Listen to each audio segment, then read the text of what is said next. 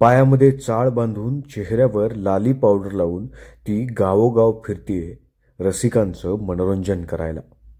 आपलं सगळं दुःख आपल्या उरामध्ये साठवून ठेवत या रसिक मायबापांची सेवा करण्यासाठी, त्यांचं मनोरंजन करण्यासाठी गावोगाव फिरते खरी। अर्ध आयुष्य सरून गेलं, मात्र शेवटी तिच्या हातात काय पडलं हा प्रश्न तिला सतावतच राहिला। ह्या तमाशात नाचत गात रसिकांचं मनोरंजन करत तिचं दुःख कोणी समजूनच घेतलं नाही। नेमकं तिचं दुःख तरी काय?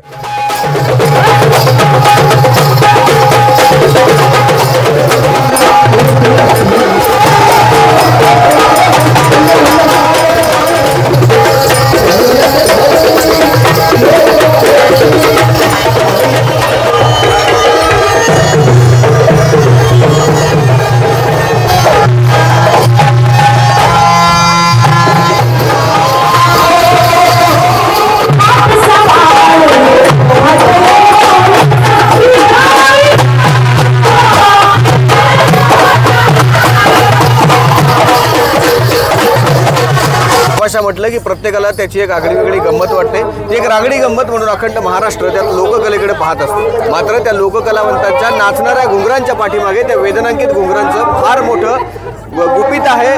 ते वेदनांकित ती घुंगर आहेत। ती घुंगर नेमकी काय सांगतायत आपलं ऐकून घ्यायचा, समजून घेण्याचा आजचा प्रयत्न। ताई नमस्कार। हा नमस्कार। काय नाव आपलं?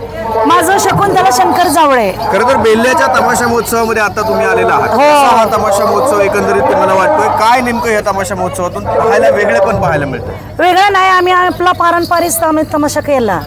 आणि काय झालंय की 4 महिने झाले ती माझी पेन्शन आलेली नाहीये आणि लाडक्या बहिणीचं मी प्रकरण केले नाही, कारण का पहिली पेन्शन मला चालू आहे, त्याच्यामुळं ती मी करू शकली नाही। लाडक्या बहिणीचा जो अर्ज आहे तो तुम्ही भरला होता का? नाही भरला, कारण का लोक म्हणत होते ना की लाडक्या बहिणीचं भरू नका, तुमची ही सरकारी पेन्शन बंद होईल। मग तुम्हाला सरकारी पेन्शन सुरू आहे का? किती महिन्यापासून ती बंद आहे? 4 महिने झाले ती बंद आहे। मग त्या संदर्भात तुम्ही कोणाला भेटला होतात का? भेटलो नाही। आता कसं सरकार पैसे पाठवते ते, मग प्रत्येक टायमाला मी बँकेमध्ये जाते, पुस्तक घेते, मग बँकवाले म्हणते ते तुमचं पैसे नाही आलेलं। मग आता काय तमाशाच्या रंगमंचावर नाचणारी ही लाडकी बहीण आता नाराज आहे?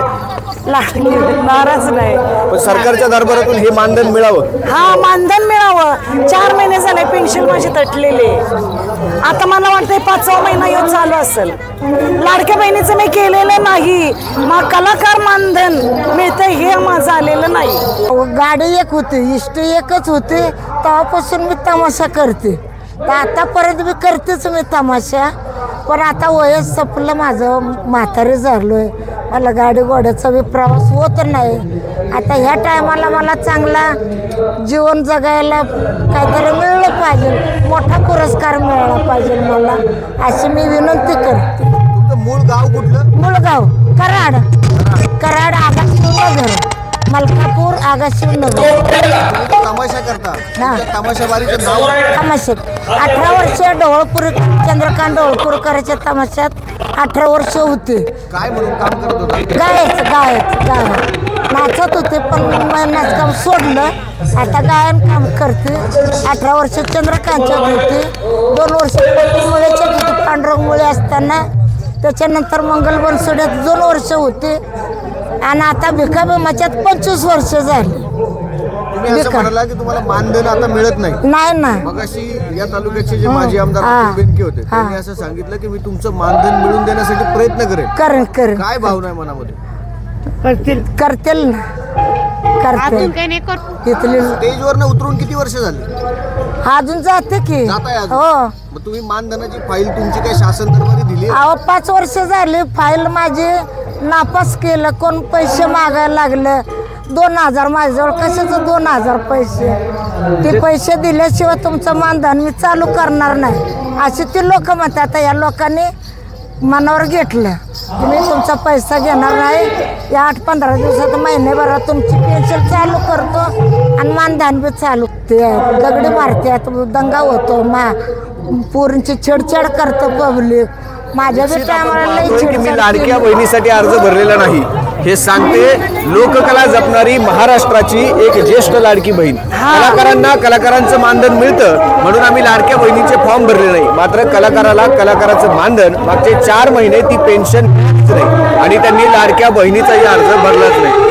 महाराष्ट्राचे 2 लाडके भाऊ पुन्हा एकदा सत्तेवर येऊ पाहत आहेत। त्या 2 लाडक्या भावांना या लोककलावंत बहिणींचं हेच आव्हान आहे की त्यांची पेन्शनही मिळत नाही आणि त्यांनी लाडक्या बहिणीचे अर्जही दाखल केले नाही। सरकार या गोष्टीकडे गांभीर्याने पाहिल आणि या लोककलावंतांना त्यांचं मानधन, त्यांची पेन्शन, त्यांच्या हक्काचे 2 रुपये मिळेल